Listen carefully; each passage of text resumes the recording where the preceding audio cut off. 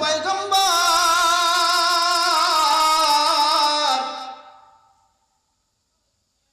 আপনার চাদর দিয়ে আপনি আমাকে সুন্দর করে বিছানার উপরে শোয়ায় দেন, ঢেকে দেন। আপনার আমার পয়গম্বর হযরত আলীকে সুন্দর করে চাদর দিয়ে বিছানার উপরে শোয়াই দিলেন। আল্লাহ তাআলা এবার জানিয়ে দিলেন, হে পয়গম্বর,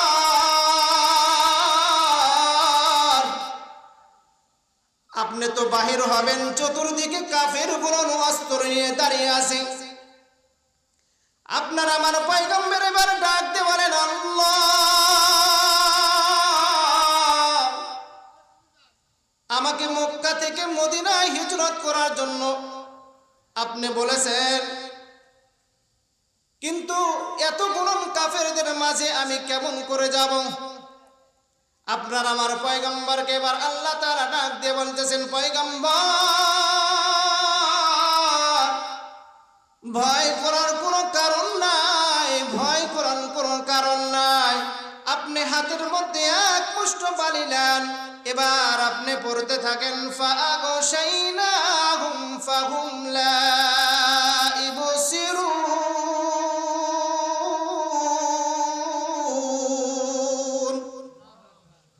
ও পয়গম্বর, আপনার হাতের মধ্যে বালি নেন, আপনি ওই বালির মধ্যে আপনি পড়েন, ফাআগশাইনাহুম ফাহুম লা ইবসিরুন, পরে ছিটিয়ে দেন। আপনার আমার পয়গম্বর এবার ডাকতে বলতেছেন, আল্লাহ, এই সামান্য বালু কি তাদের চোখের মধ্যে যাবে? আপনার আমার পয়গম্বরকে এবার আল্লাহ তাআলা ডাক দিয়ে জানিয়ে দিতেছেন, হে পয়গম্বর, বালি ছিটানোর দায়িত্ব আপনার, আর তাদের চোখের মধ্যে পৌঁছানোর দায়িত্ব আমি আল্লাহ।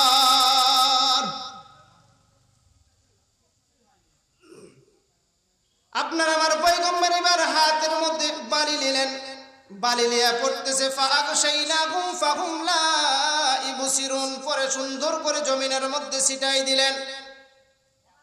যতগুলো কাফের দাঁড়িয়ে ছিল অস্ত্র নিয়ে, সমস্ত কাফেরদের চোখের মধ্যে আল্লাহ বালুর কোনাগুলো পৌঁছে দিল। সুবহানাল্লাহ, আরো জোরে বলেন না সুবহানাল্লাহ। সমস্ত বালিগুলো কাফেরদের চোখের মধ্যে পৌঁছে গেল। এবার অস্ত্র ছেড়ে দিয়ে চোখগুলো জ্বলতে শুরু করলো।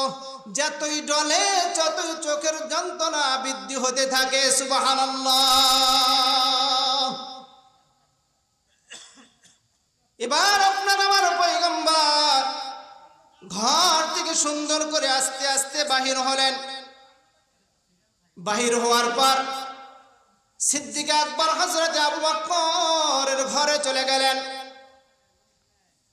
দরজার কাছে গেলেন, যাওয়ার পর আস্তে করে সালাম দিলেন, আসসালামু আলাইকুম ইয়া আহলাল বাইত। সালাম শোনার পর সিদ্দিক আকবর এবার সালামের জবাব দিলেন, ওয়া আলাইকুমুস সালাম ইয়া রাসূলুল্লাহ ইয়া হাবিবাল্লাহ, লাব্বাইক সাদাইক ইয়া রাসূলুল্লাহ। আমি উপস্থিত, আমি হাজির। এবার আপনার আমার পয়গম্বর ডাক দিয়ে বলতেছেন, আবু বকর,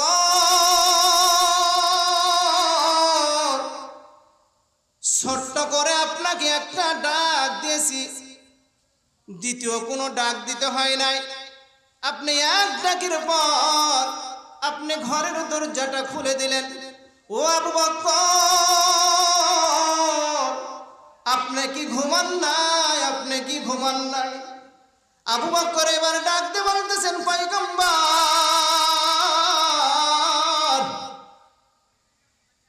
শুধু আমি আবু বকর জেগে থাকি না, আমার পরিবারের সমস্ত মানুষগুলো জেগে থাকে, আমার ছোট্ট মেয়ে আসমা পর্যন্ত জেগে থাকে। আর প্রত্যেকটা দিন খানা পাকায়, যে রহমাতুল লিল আলামিন হিজরতে যাবে, ওই পথের মধ্যে ক্ষুধা লাগবে, এই খাবারগুলো আমি পয়গম্বরকে দিব। যখন ক্ষুধা লাগবে এই পয়গম্বর এই খানাগুলো খাবে। ও পয়গম্বর, আল্লাহর কসম করে বলতেছি, সাথী আপনাকে আমি বানাবো। আপনি তো বলেন নাই কোন মাসে যেতে হবে, কোন তারিখে যেতে হবে, কোন দিনে যেতে হবে। আপনি মাস তারিখ দিন আপনি উল্লেখ করেন নাই। ও পয়গম্বর, আল্লাহর কসম করে বলতেছি, সেদিন থেকে আমি আবু বকর বিছানার সাথে পিঠ লাগাই নাই, ওই দরজার সাথে টাক লাগিয়ে লাগিয়ে আমি ঘুমায় থাকি। আল্লাহ আল্লাহ ক্যা মুবারক নাম হায়, আল্লাহ আল্লাহ আশিকো কা কাম হায়, ইয়া ইলাহি তু মেরা মাবুদ হায়, ইয়া ইলাহি তু মেরা মাশুক হায়। हर रंग में तू, हर बू में तू, हर जा में तू, हर दम, हर रंग में तू, हर बू में तू, हर जा में तू, हर दम, देखता हो जिधर चाहता हो अब की रहमा करम, देखता हो जिधर चाहता हो अब की रहमा करम। तू दिल में तू आता है समझ में नहीं आता, बस जान लिया मैं तेरे पहचानो यही है, बस जान लिया मैं तेरे पहचानो यही है। পয়গম্বর এবার ঘর থেকে বাহির হলেন, দুই হাত আসমানের দিকে উত্তোলন করলেন। আপনার আমার পয়গম্বর এবার ডাকতে বলতেছেন, আল্লাহ, আমার আবু বকরকে আপনি মক্কা থেকে মদিনার হিজরতের সাথী হিসেবে কবুল করিয়ে নেন। ও আল্লাহ,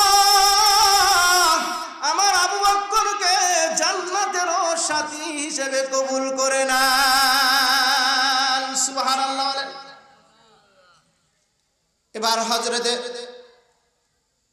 হযরতে আবু বকর পয়গম্বরের সামনে আসলেন। আপনার আমার পয়গম্বর এবার ডাক দিয়ে বলতেছেন, আবু বকর চলেন, যাই যাই তাড়াতাড়ি মক্কা থেকে মদিনার দিকে রওনা হই। চতুর্দিকে কাফেরগণ আমাকে ধরার জন্য, মারার জন্য তারা পরিকল্পনা করে আছে। চতুর্দিকে কাফেরগণ আমাকে বেষ্টনী দিয়ে রেখে আছে। আল্লাহ তাআলা আমাকে পারমিশন দিয়েছে, আল্লাহ তাআলা আমাকে হুকুম দিয়েছে মক্কা থেকে মদিনা হিজরত করার জন্য। ও আবু বকর, আর দেরি করেন না, আর দেরি করেন না, চলেন যাই যাই। এবার আবু বকর রাসূলের সাথে এবার ঘর থেকে বাহির হলেন। আপনার আমার পয়গম্বরের চোখ দিয়ে পানি গুনন করে পড়তেছে। আবু বকরকে ডাকতে বলতেছেন, আবু বকর, দিলের মধ্যে বড় কষ্ট নিয়ে মক্কা থেকে মদিনায় হিজরত করতেছি। খানায় কাবার দিকে নবী এবার দৃষ্টি করে চোখের পানি ফেলতেছে আর বলতেছে, এ খানায় কাবারে, বড় আশা ছিল, বড় মায়া ছিল ওই ঘরেতে সিজদা করা, ওই ঘরেতে বসে রব্বে কারিমের ইবাদত করা, কিন্তু কাফেররা আমাকে মক্কায় থাকতে দিল না, থাকতে দিল না, থাকতে দিল না। এ কাবা, তুমি সাক্ষী থাকো, তুমি সাক্ষী থাকো, আমি একদিন মদিনা থেকে মক্কা ইনশাআল্লাহ চলে আসবো।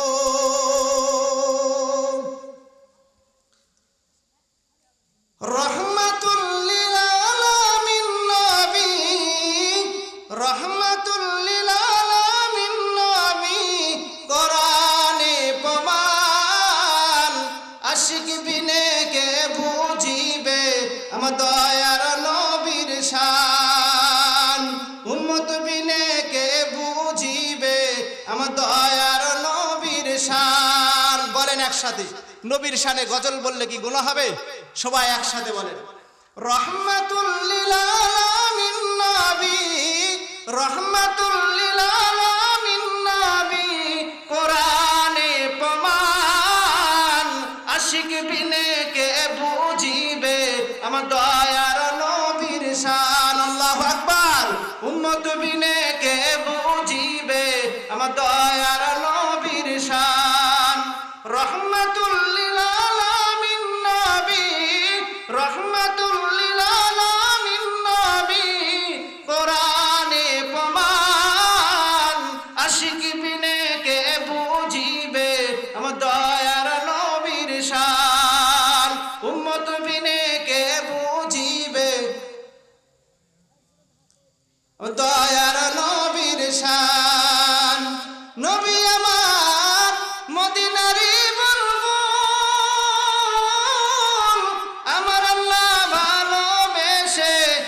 নামটি দিলেন হাবিবে রাসূল। আল্লাহু আকবার। নবী আমার মদিনারি বুলবুল, আমার আল্লাহ প্রেম করিয়া নামটি দিলেন মোহাম্মদ রাসূল। নবী আমার মদিনারি বুলবুল, আমার আল্লাহ ভালোবেসে নামটি দিলেন হাবিবে রাসূল। নবী আমার মদিনারি বুলবুল, আমার আল্লাহ প্রেম করিয়া নামটি দিলেন মোহাম্মদ রাসূল। ওই নবীকে ভুল বুঝিলে, ওই নবীকে ভুল বুঝিলে থাকবে না ঈমান। আশিক বিনে কে বুঝিবে আমার দয়ার নবীর শান। উম্মত বিনে কে বুঝিবে আমার দয়ার নবীর শান। রহমাতুল লিল আলামিন নবী, রহমাতুল লিল আলামিন নবী, কোরআনে প্রমাণ। আশিক বিনে কে বুঝিবে আমার দয়ার নবীর শান। উম্মত বিনে কে বুঝিবে আমার দয়ার নবীর শান। আল্লাহু আকবার। নবী এবার ঘর থেকে বাহির হইলেন, সিদ্দিক আকবর সাথে নিয়ে বাহির হইলেন। কিছু দূর যাওয়ার পর মরুভূমির রাস্তা দিয়ে পথ হাঁটতেছে, পাহাড়ি জমিন দিয়ে হাঁটতেছে। হাঁটতে হাঁটতে এক পর্যায়ে আপনার আমার পয়গম্বরের পায়ের আঙ্গুলি কেটে গেল। এবার পয়গম্বর ডাকতে বলতেছে, আবু বকর, আমার পায়ের আঙ্গুলি কেটে গিয়েছে, রক্ত বাড়াইছে। আবু বকর এবার সুন্দর করে কাপড় দিয়ে কি পায়েটা ব্যান্ডেজ করে দিলেন। এবার পয়গম্বর ডাক দিয়ে বলতেছেন, আবু বকর, আমার পুরো শরীরটা এবার ক্লান্ত হয়ে গিয়েছে, আমি তো আর হাঁটতে পারতেছি না। আবু বকর এবার ডাক দিয়ে বলতেছেন, পয়গম্বর, বেয়াদবি মাফ করবেন, বেয়াদবি মাফ করবেন পয়গম্বর।